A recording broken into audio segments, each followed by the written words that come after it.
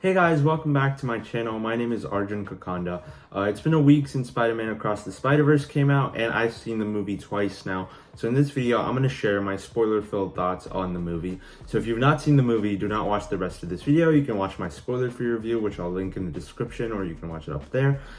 But if you have seen the movie, you're welcome to watch it. I'm gonna go into spoilers, but before I get started, let me know down in the comments, what did you guys think of Spider-Man Across the Spider-Verse, and what are some of your favorite moments from the film? Obviously, it's a spoiler-filled review, so you can share spoilers in the comments below. So I'd love to know your thoughts.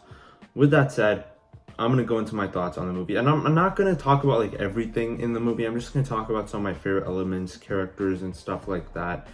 And basically, this movie kicks off like a little bit over a year after the first movie, and we get to see a lot more of like in the first act, it's a lot more of Miles as a character and what him and his family are going through, and it's a lot more slow paced than I expected it to be, at least for the first act of the film. It obviously kicks off with Gwen Stacy, and I really love what they do with Gwen Stacy in the film. I think just her and her dad's relationship is explored really well. And in the beginning scene where we see what happened in her, like during the time that we found out about her. Also, the way her universe is kind of like watercolory in the background, like whenever a scene is taking place and the background is just like it has like a watercolor feel to it.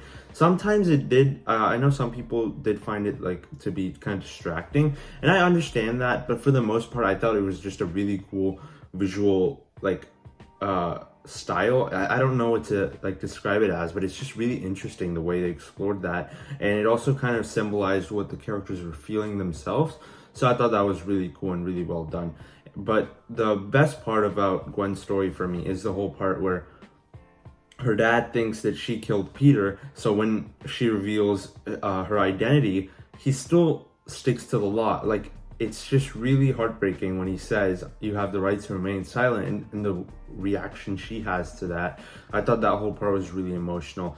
But then later on in the movie, I like how her arc also kind of comes to a close at the end when both of them are talking, and it's just such a really, it just pays off really well. I think her story was front and center compared to like in the last movie where she was just a side character. I think she felt like the Peter B. Parker of this movie, because in the first film, Miles is still the lead, but Peter B. Parker feels like he's the co-lead of the movie. And I think here, Miles, again, is still the lead, but Gwen felt like she was the co-lead of the movie, and I really liked her for that. I think she was just a really good co-lead, and whenever she was on screen, I liked her a lot. And I can't wait to see more of her in the next movie. And the whole team she assembled at the end, that's also awesome. I'm gonna talk more about that later, but I just really liked what they did with Gwen in this movie. And then as you go into Miles' character, where you see what him and his family are like, and I thought that they showed Miles' story really well here, because it's been a while. It's been 5 years since the first movie came out. So it's been a very long time. I loved the way they showed these characters. Like their family dynamic has always been the best part, I think, of Into the Spider-Verse. So when you watch this movie, him, his mom, and his dad, their interactions are just so much fun, and they feel like an actual family. Like when they're talking to the counselor, and like Miles is making random jokes, and the way they react to that, I thought was just really awesome, and I really liked it. And even like their actual serious stuff going on with their family, where he has certain goals that he wants to achieve, and he also wants to be Spider-Man at the same time. He's trying to balance being with his family as well, and all that stuff. He just can't balance it. It's not like practical to balance all of that. And I like the way the movie explored that, and their parents' reaction to that. Like, their parents want him to do certain things that he can't do because of all the other things he's trying to handle at the same time. And it felt like an actual parent-child dynamic, especially like when he's a teenager. And I found that very relatable, and I'm sure a lot of people that watched the movie did too. And I know it's not like a main focus of the movie, but in the first act it was. And I think they explored that really nicely in that first act. And I loved that parent-child dynamic. It just felt very fresh, because a lot of movies do the most generic stuff you can imagine with the child like rebelling against their parents. I like that this movie didn't go that route and actually tried to make it a little more of a realistic dynamic. Then when Gwen shows up and Gwen and Miles meet up again, like their whole chemistry is fantastic, just as it was in the first movie, and arguably even more because they spent more time together in this one. And when you see them in the first act, it does feel like Gwen is up to something because she's not revealing all the information that she has and why she's here and all that stuff. But when they're swinging around and like talking to each other, it's just as charming as it was in the first film, and I really liked it. But like I said, Gwen feels like she's hiding something, and throughout the movie, obviously at the beginning, we're introduced to the Spot, and he shows up throughout the first act and you see him do random stuff. And I love the whole opening action sequence with him and Miles. I think that whole fight scene was really well done when they were just popping through portals, going to the different places, and then when he realizes that he can travel through the multiverse, I thought that was really cool. He goes to the Lego universe, he goes to the Venom universe, and then meets the person at the store, Mrs. Chen. I thought that was really cool, and it's just a really nice callback to Venom. I was half expecting Tom Hardy to show up just because I don't know, Sony owns Venom, so they could do whatever they want with that. So I was half expecting him to show up, but he didn't. But I thought that's just such a really cool little Easter egg, and I really liked it. I also loved the way the Spot kind of snowballed into a big villain, because at the beginning he feels like a villain of the week, just a villain that shows up for a little bit, and then obviously I was expecting Spider-Man 2099 to be the main villain, but he evolves into being just such a terrifying villain, and I really loved what they did with him. I think he was just fantastic. And his whole backstory with him being the guy that Miles threw a bagel at in the first movie, and him evolving into this villain, and I like the way they explored him, because usually villains like this that are wronged by the hero, it just feels like a generic plotline. Here, I don't think it felt that way, because in this case, his life was actually ruined by Miles, because he can't do anything anymore. He looks like an idiot, so he can't get a job, he can't live his life like he used to. So this led to him being as evil as he is now, and I thought that was explored in a really interesting way. And in the beginning, he's not even trying to do anything too bad. He was robbing an ATM. He's not like killing people. He's not actually evil. And once he realizes what he could do with his powers, then he wants to go get revenge against Miles, because he doesn't start off as an evil guy. It's just when he realizes what kind of powers he has, he realizes he can go and get to Miles, get revenge from Miles. And I thought that was really interesting, the way they explored him as a villain, and throughout the film, the way he snowballed into being the villain at the end when he goes into the power collider. I thought that was just really awesome. I also love the joke when he says, "The power of the multiverse in the palm of my hand." The power of the multiverse in the palm of my hand. The power of the sun in the palm of my hand. It's like that reference to Doc Ock in the second Spider-Man movie. I thought that was really awesome. It's just a tiny reference, but if you notice it, it's just really cool, and I really appreciate that. I thought that was really cool. And then when they go into Spider-Man India's universe and Miles and Gwen follow, after Miles realizes what Gwen was hiding from him, I thought that was really awesome. And everything in Spider-Man India's universe was just so much fun. I love how he makes jokes about traffic, because that's obviously a huge problem in India. And and all the different jokes he makes. The chai tea joke, obviously, is probably the most popular one in the movie. Cup of chai with my auntie. I love chai tea. What did you just say? Chai tea? Chai means tea, bro. You're saying tea. Would I ask you for a coffee with room for cream? Oh. And all the jokes he made, I thought they were all really funny, really relatable. And as someone from India, I found them really funny. And I think it's just awesome. I love what they did with Spider-Man India. I can't wait to see more of him in the next movie. Obviously, he was in the team at the end that Gwen gathers together. So I can't wait to see more of him in the next one, because he was just such a standout character.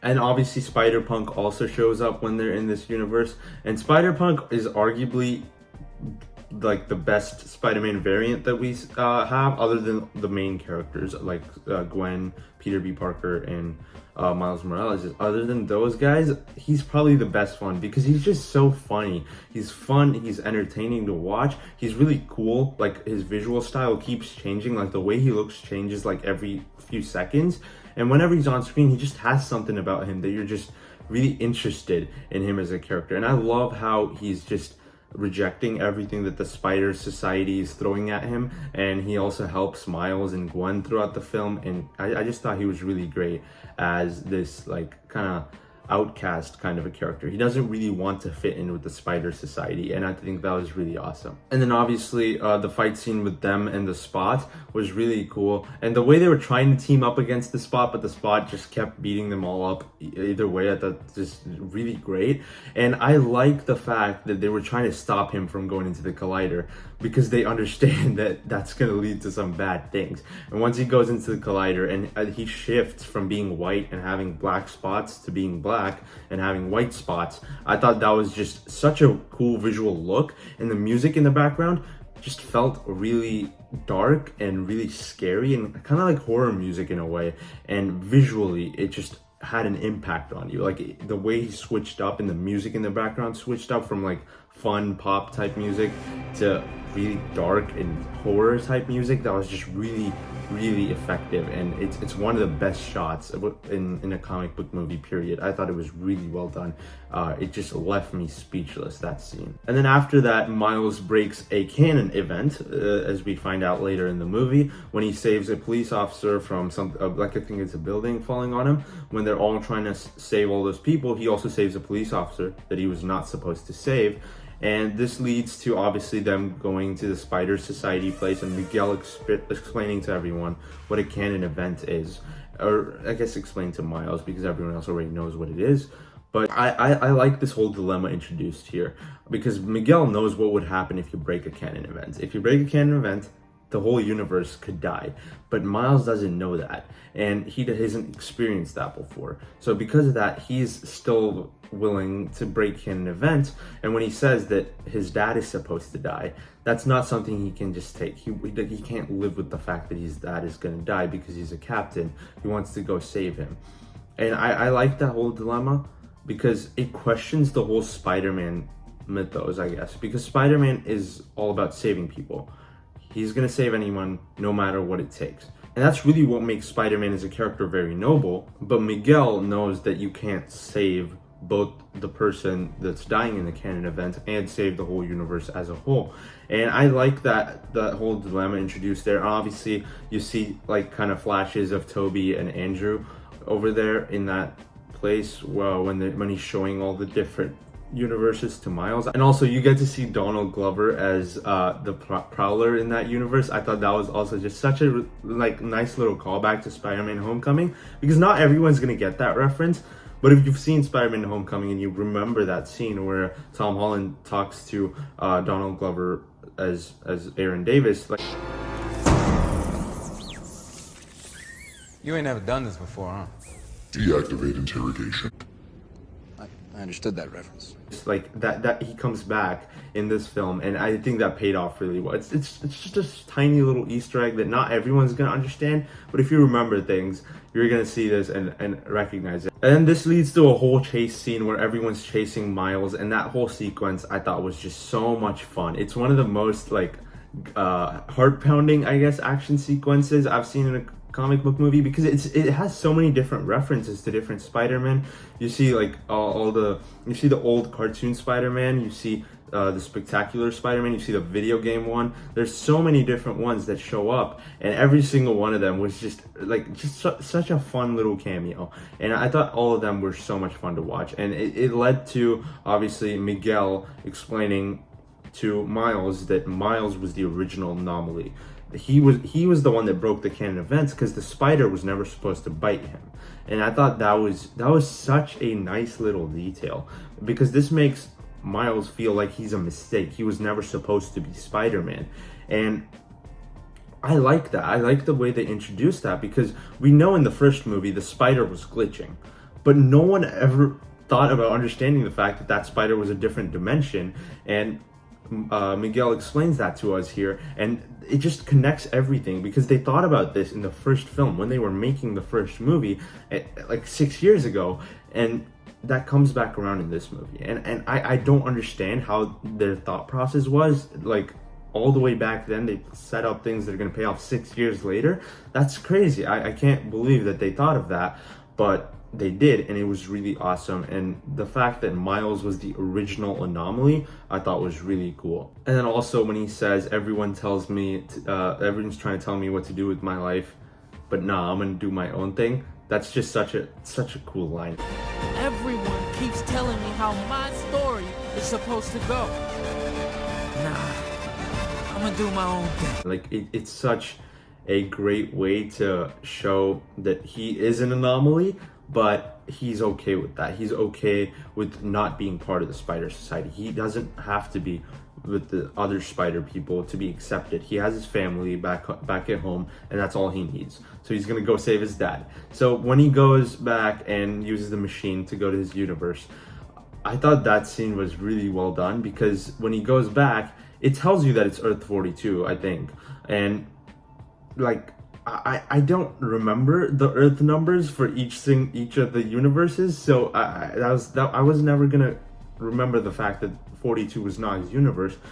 But when he starts talking to his mother, and he says, I'm Spider-Man, he tells her that he's Spider-Man, and she's like, who's Spider-Man?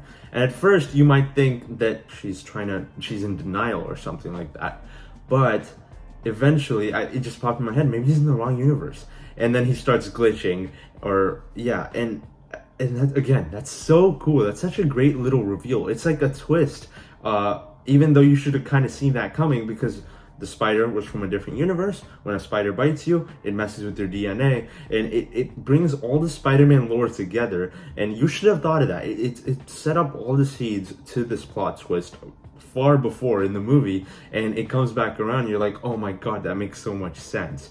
And I loved that. It's such an obvious twist, but you don't see it coming, so when it happens, it is still so satisfying. And I thought that was so awesome. And then Uncle Aaron shows up, and when they go to the rooftop, and he's acting all confused, and then the Prowler shows up and hits him, and it's so cool. The last scene where he's tied to a punching bag, and the Prowler shows up, and it's actually a different version of Miles, and the way he has like a different accent where he says, I'm Miles Morales or something like that. I don't know how he says it. I can't replicate that accent, but the way he says it just sounds so cool and badass. I thought it was really awesome.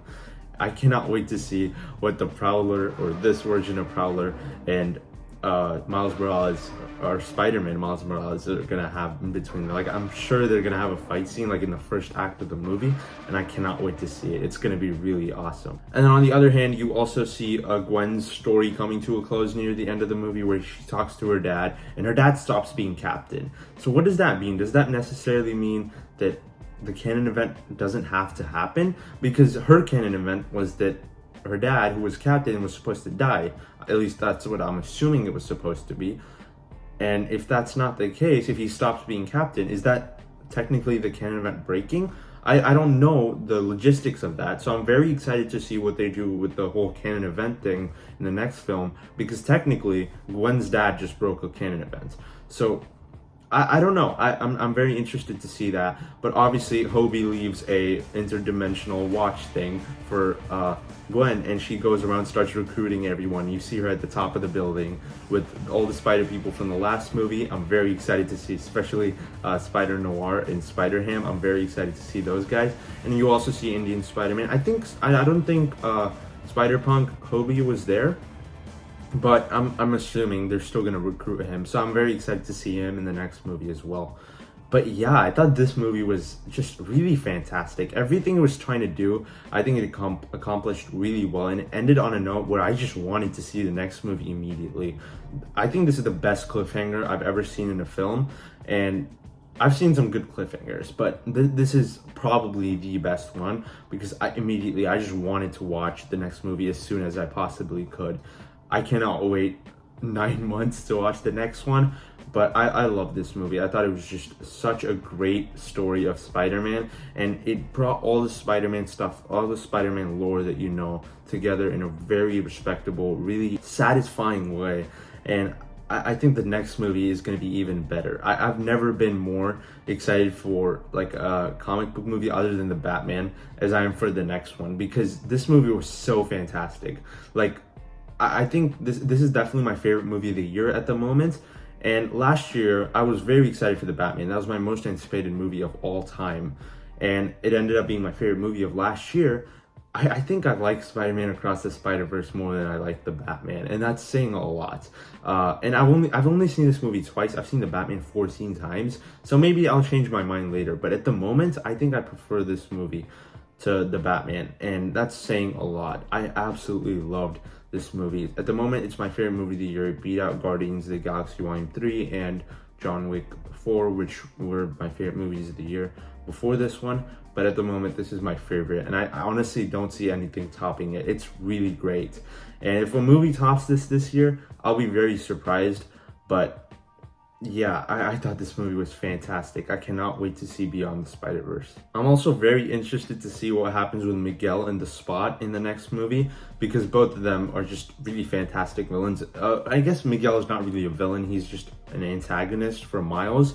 But I'm very excited to see what the whole canon event thing leads to and what the Spot is actually going to end up doing. Is he actually going to succeed in killing Miles' dad? I think that's going to be very emotional if he does. So yeah, I cannot wait for the next movie. Thank you so much for watching this video, guys. Let me know down in the comments, what did you think of Spider-Man Across the Spider-Verse? What are some of your theories for what the next movie is going to happen, what's going to happen in the next movie? If you enjoyed this video, be sure to hit the like button and subscribe to my channel for more videos. I'll see you in the next one.